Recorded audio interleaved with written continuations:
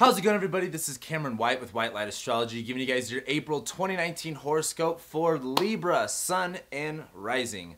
Thank you guys so much for being here and liking, commenting, sharing, and subscribing. I love and appreciate every single one of you guys. Let's go ahead and cut to the chase and talk about what's going on this month for you guys.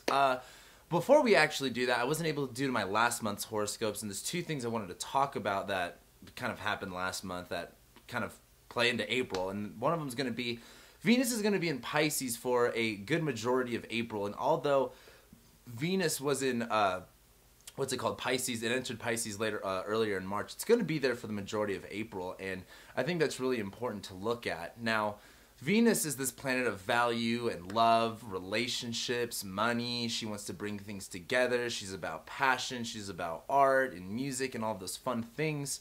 Venus is going into her, not her home sign, but her sign of exaltation. It's one of her favorite places to be in when she goes into the sign of Pisces. Now, Venus being the sign of, value and expression and all that kind of good stuff, she has a better opportunity of being able to do those things in a way that she likes to do it while she's in the sign of Pisces. She doesn't have any boundaries or borders to deal with how she did, with being in a Capricorn and being in Aquarius. And now that Venus is in Pisces, she can kind of feel around and see what she wants to express, see what she wants to feel, see what she wants to believe. Now, Venus is going to be Venus in Pisces will be in your 6th house. And what's important about this is your 6th house is all about your work, your routine, what you're doing every single day, your sense of service. If you're employed or if you own a business and you have employees, that would be the 6th house as well. It has to do with pets and health and everyday stuff, to be quite honest. It has a lot to do with things breaking down and falling apart at the same time. And now, while Venus is in this area of your chart for you, you may be finding more expression, more capability in expressing yourself and being a little bit more fluid with what you kind of value and what's kind of attracting you at that moment in terms of what your everyday routine is. I would definitely say with this transit and with the Mercury retrograde that we just had, don't expect to have, a consistent schedule right now. But as Venus is in Pisces, this is just a time about enjoying what your habits are, enjoying what you're doing every single day, and finding a little bit more a sense of purpose with why you're doing those things. It can be really easy to be distracted and unfocused during this time with what you're doing, with your daily habits and all that kind of good stuff. But the theme of it is really just enjoying what you're doing as much as you can on an everyday level, and that's mundane stuff like being organized, being efficient. Again, this is about employment and everyday work, so just enjoying what you're doing every day. The other thing that's happening in March, it's actually the last day of March, what kind of segues us into April, is Mars is going to be entering Gemini, where it's going to be for the whole month of April. Mars is this planet of action and energy, drive, force, intention, has a lot to do with anger, frustrations, and problems as well. Mars is going into this air sign. It's a mutable sign of Gemini, where Mars is wanting to he's wanting to focus, he's wanting to attack, provoke, those kind of things. While he's in the sign of Gemini, it can look two different ways, meaning Mars in Gemini isn't focused on one thing. Mars in Gemini is trying to do one thing or the other. It's trying to multitask and get as much as it can done. Mars in Gemini is just wanting to know the gist of things in order to accomplish them and isn't really too worried about reading over the manual to see exactly how things need to be done. Now, this is happening in your 9th house of your spiritual beliefs, of your, religion, philosophy, higher education, far distance travel, foreign languages, all these type of 9th house stuff. While Mars is going in there, you may have some problems or some irritations. Maybe you're trying to learn something new and you're getting a little ahead of yourself. You may be trying to go somewhere far distance and, just not having the things that you need to do in order to do that. Mars being in the 9th house, you may also have some issues and some problems with, again, like higher education, your philosophies, your beliefs, learning something new. But at the same time, while Mars is in this 9th house area, what's going to be important is expanding your versatility and expanding kind of like dipping your feet in all the waters, seeing what all your options are and what's going to serve you best. Mars in the 9th house is also like you're feeling more inclined to go out of your comfort zone, go out of your way and explore and do more. And it's important to do that, but it's important to not get lost in the exploration and at least have a couple ideas of where you want to go visit. And the most, that's all an analogy, but yeah, you guys get it. Now, moving into April, the first thing that we've got going on is on April 5th, we have the new moon in Aries. And this is really important for you guys. The new moon, it's a time when you have the sun and the moon. They're both in the same sign. They're highlighting the archetype and what that's going on. In the sign of Aries, this is about identity. This is about things like confrontation. This things around initiating, starting, being resilient, and having that tenacity to carry through. This new moon is happening in your 7th house of relationships. The 7th, the first house is you. The 7th house is anyone else, basically, in a sense. And the 7th house not only has to do with relationships, has to do with law, working with people, and just one-on-one relationships in general. So this new moon is going to be a really good time to, I hate to say, but like reset those intentions, clear out the energy right there and focus on that other person, because both of the luminaries are in that area, and maybe you're single right now and you're like, I have no one to focus on. This isn't about intimate relationships versus it's more about encompassing the whole idea of relationships, of another person involved. So while the new moon's in Aries, is going to be a time to focus on that type of person, or that person I should say. However, as we move forward in through April, the next big thing that we've got going on is on April 10th, we have Jupiter stationing retrograde. So Jupiter's been in your 3rd house now for a couple months. The 3rd house is all about, siblings, relatives, like I guess neighbors is a good way to put it. Your communication, your writing style, how you really utilize what you have and who you are too. And what's important about this Jupiter stationing retrograde is that it's not the biggest deal in the world. However, Jupiter's been flying through your 3rd house for a little while, showing you, hey, maybe some good stuff's happening to your siblings. Maybe you're starting to get clear a little bit more on your communication. You're expressing more exactly what it is that you want to say, and that's turning out very positive. Whatever Jupiter was kind of looking like for you for the past couple months, Jupiter's going to start retrograding, and it's going to be a time about reflecting on these things. It's going to be about, like, hey, what do I believe about this stuff? What do I believe about what I'm communicating, what I'm portraying? What do I believe about, or I should say, what other beliefs can I have about how I utilize myself? Because the 1st house is who you are, the 2nd house is what you have, the 3rd house is how you use it. And Jupiter right here is wanting to give you as many opportunities as it possibly can to give you the ability to do the things that you want.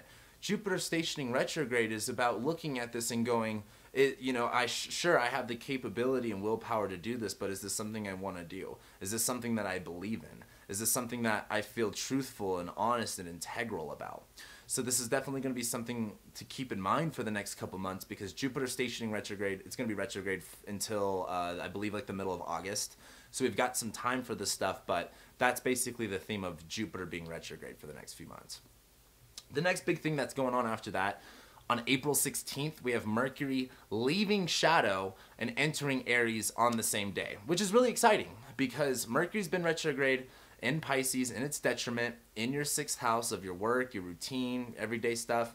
And so while Mercury was retrograding in that area of your chart, could have been a lot of problems with, what your habits were, what your routine was, maybe some miscommunications happened in your work environment or with your employees or employers. As Mercury finally leaves its shadow phase where, it's not retrograde anymore, it's not in its sign of detriment, where we've got all that stuff cleared up, as it moves into Aries, it's moving into your 7th house, where Mercury is now clear, he's not all retrograde, he's clear, he's direct, he's flying forward, he's in the sign of Aries where Mercury can communicate clearly and, what was the word I just used? It's like, not in a confrontational manner, but like with some robust, with some like, this is how I see things, this is how I view things, this is very clear, it's very, you're not going to mistake it is a good way to put it. And while Mercury goes into Aries and, the sense of communication and, our mindset can be very raw and real and point blank, Mercury is going to be going into your 7th house of relationships. So you might see your partner or individual relationships that you work with this month be a little bit more confrontational, a little bit more upfront, a little bit more blunt and direct. But the other thing is that while Mercury is in your 7th house in Aries, again, a lot of the attention gets focused on the relationships that you have in your life and what you are communicating to other people, what they're communicating to you, and learning to understand that feedback, learning to, work with that a little bit more. Mercury going into, you know, your 7th house isn't like, oh, it's all going to be about relationships, but it is really going to be about how you address yourself and communicate your wants, your needs with the person that you're involved with. So that is going to be quite important. The next big thing that we've got going on in April is we have the full moon in Libra. We have full moon in Libra number 2, and that's happening on the 19th.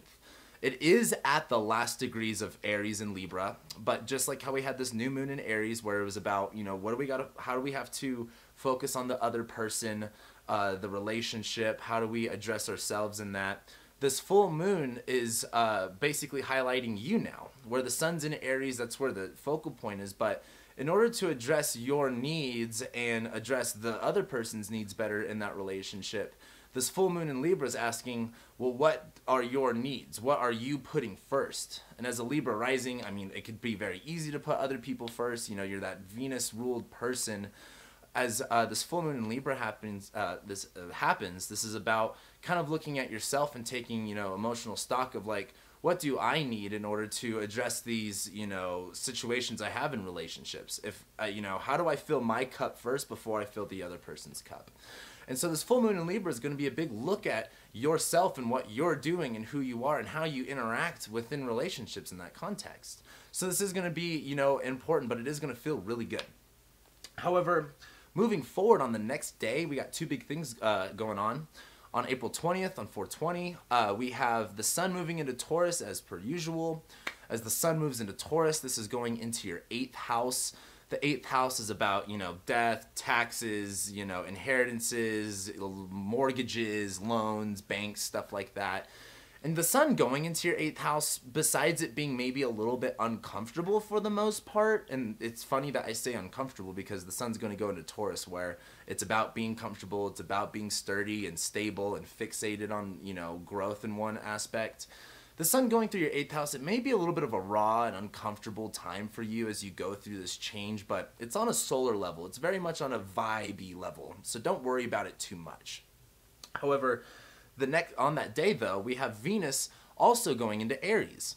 So as Venus was going through Pisces and going through your 6th house, you know, maybe enjoying what you're doing every single day, enjoying your work, enjoying what you contribute, that was all fine and dandy. Now Venus is going to be going into her sign of detriment, where she doesn't work exactly the way that she was intended to work, I guess is the best way to put it.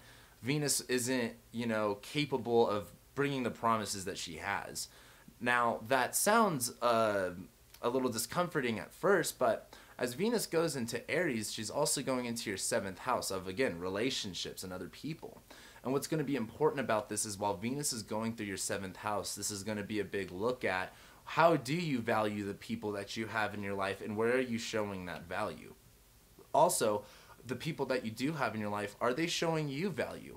And are they showing you respect? Are they wanting to own and control? Are they wanting to put their agenda on you? And it's vice versa. Are you wanting to project that your agenda onto those people? It really is about what do I value and what do I want? It's in the context of other people and relationships for this more specific example. But as Venus is going through Aries, this isn't about going, you know, like, you're mine, I have to have this, I have to have you, X, Y, and Z. Venus in Aries is kind of like, this is what I'm addressing. This is what I'm starting. This is what I'm initiating. This is what I feel powerful in. Where do you feel more, I don't want to say powerful in like the negative level, but where do you feel more integral? Where do you feel more, you know, yourself and comfortable with who you are with those people that are in your life? And I think that's going to be the big theme of Venus being in Aries. Now, the last couple things that we've got going on this month is on the 22nd, we do have the sun conjoining Uranus in Taurus. So Uranus is in your 8th house now. You know, expect the unexpected when it comes to taxes, inheritances, death. Not saying you're going to die or anything like that, but the idea of what death is, transformation and change, big 8th house topics as well. As the sun goes over Uranus at this point, you may be a little bit more clear on what Uranus and Taurus is going to look like for the next couple years, 7 years I should be exact. However, the sun going on top of Uranus in your 8th house, where there's stability, where you have security in this area, expect a shakeup, and that could be good, that could be bad. That's all very much subjective and depending on the experience. However, April 22nd, you probably will definitely feel something around that area that day. But then the last couple things is on April 26th, we have Mars squaring Neptune. And this is important because we were talking about this earlier with Mars being in Gemini. It's kind of like, you know, you want to go this way, you want to go that way. You're kind of searching with what you believe and what you want to expand and what you want to learn to do. Mars is going to be squaring Neptune in your 6th house, where Neptune in your 6th house can have like an ideology and have a certain expectation set on how you want your habits to look, how you want your everyday life to look, how your health is looking too. And Mars squaring Neptune is kind of like, even though you believe that, oh, you can, you know, have your cake and eat it too, you can do both things at the same time and not put as much energy into both of them in order to get both of them done. Mars squaring Neptune is kind of like, you know, if you're going to spread yourself a little bit thin, your dream routine, your everyday, you know, habits and whatnot, it's not going to live up to the expectations you might have set. So as Mars squares Neptune, and while Mars is in your 9th house in Gemini, you're learning what you're capable of, you're exploring what you're capable of, looking at a couple different things. Don't get too ahead of yourself, because that Mars square Neptune is going to be kind of like, you know, I thought I had, you know, this way and this way to go, but, you know, maybe this way doesn't work at all, and this way you kind of have to salvage it a little bit. And this isn't, I don't want to say like this is a negative transit or an aspect. It's just the manifestations of it can oftentimes be very frustrating in practice. So my biggest advice is to definitely, I would definitely encourage, you know, growth in terms of what you're capable of and what you're learning to do with that stuff, but don't set expectations. Those are just premeditated judgments. Now, the last two things is we have Pluto stationing retrograde. Not the biggest deal in the world, but we do have the South Node going on top of Pluto this whole month. There's a lot of releasing around the fears and the anxieties we can have around like infrastructural change. And this is happening in your 4th house of your home, of your family life, where you center yourself and how you ground yourself. And so as the South Node goes over Pluto, which is like at the beginning of the month, and as Pluto stations retrograde, that sense of like there's change happening that you're not in control of, that's very powerful. Like expect that to come up into play. And the reason I just hit on this Pluto retrograde, because I mean, if you've been watching my videos for a while, you know, like I don't talk about that stuff. Why I hit on that though is that the last day of April, on April 30th, we're going to have the South Node conjoining Saturn, which this is a pretty big deal. Saturn's in your 4th house right now, where there can be limits, there can be, you know, boundaries. I always think this is funny. My roommate, who's kind of like the name on the lease here, he's a Libra rising. He's got the Saturn Pluto in his 4th house, and we're in the middle of reconstructing this house, and we're putting up walls, and we're tearing down walls here. It's just like chaos, and it's so funny because he's got that Saturn Pluto stuff going on in his 4th house. However, with Saturn being in this 4th house area about building structures, you know, having things being more efficient and effective, the South Node going over here is kind of like, what in this area is limiting you? And for one, that's not serving you. I think that's pretty clear, but it's about going, why have these walls hold me back when I can have these walls support me in moving forward? That's the big thing. The South Node is kind of letting go of that sense of, I don't want to say like destabilization, but you know, it's not all about walls and barriers. You can, you know, support yourself here, and that's what Saturn in your 4th house wants to do. So while the South Node goes over that, this is a time of releasing the boundaries and limitations that can not only be self-imposed, but just imposed by your environment or your situation, and going, how do I utilize this changing energy in order to ground myself in it? Ground myself now while I can in order to propel myself up. And that's April for you guys. I think April, there's a lot going on big, you know, angular houses for you guys. So there is going to be a lot going on for you, Libra rising, Libra sun specifically, this month. However, with that being said, thank you guys so much for watching and liking and sharing and commenting and subscribing. I love and appreciate every single one of you guys, and I will be seeing you next month.